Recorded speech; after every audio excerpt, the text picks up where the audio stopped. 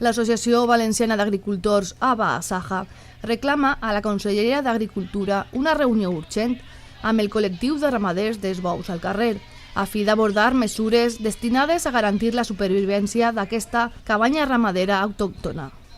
L'organització adverteix que ja han començat a sacrificar-se caps de bèsties braus en els escorxadors i estima que en les pròximes setmanes la xifra podria ascendir a 6.000 animals, a causa de la suspensió indefinida dels festejos taurins per l'estat d'alarma de la Covid-19 i a l'exclusió per part del Botànic de les ajudes autonòmiques a aquest sector ramader. Aquesta sol·licitud de diàleg arriba un dia després de conèixer que el Consell va mantenir una videoconferència a la Federació de Penyes de Bous al Carrer. El sector ganadero más perjudicado posiblemente por la crisis del COVID-19, sin lugar a dudas, ha sido el sector de los bous al carrer, porque su principal fuente de actividad siempre ha sido la participación en festejos taurinos populares, y este año, conforme va la situación, ya saben que prácticamente en toda la campaña van a poder tener ningún ingreso. Por este motivo, muchos de ellos se ven abocados ya a sacrificar a ganado. Algunas exploraciones están sacrificando ya la mayor parte de su ganadería y podría llegar a una situación de que de aquí a final de año más de 6.000 reses podrían sacrificarse. Ante esta situación de extraordinaria crisis para este sector, nosotros creemos que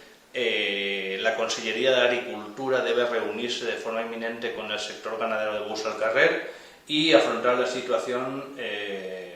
como una medida de extrema urgencia, porque si la situación sigue así y seguimos matando reses, posiblemente es una ganadería que puede verse abocada a la desaparición en la Comunitat Valenciana. En el sector hi ha moltes activitats agropecuàries amb ajudes que no van dirigides exclusivament a l'alimentació, sinó també a usos energètics, a la cosmètica, la medicina, la construcció, etc.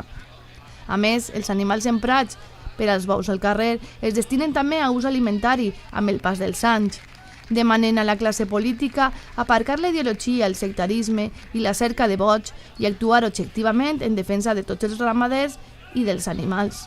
Des d'AVA remarquen que es tracta d'una branca ramadera que qualsevol altra està subjecta a les normes establides per la Conselleria d'Agricultura i per tant no té menys dret a accedir a aquesta línia d'ajudes. Probablement és el sector ramader que s'ha vist més castigat per la crisi de la Covid-19, ja que la prohibició dels festejos comporta la pèrdua de la gran majoria dels ingressos, mentre que els ramaders han d'assumir les mateixes despeses en alimentació, cuidar dels animals i manteniment de les explotacions.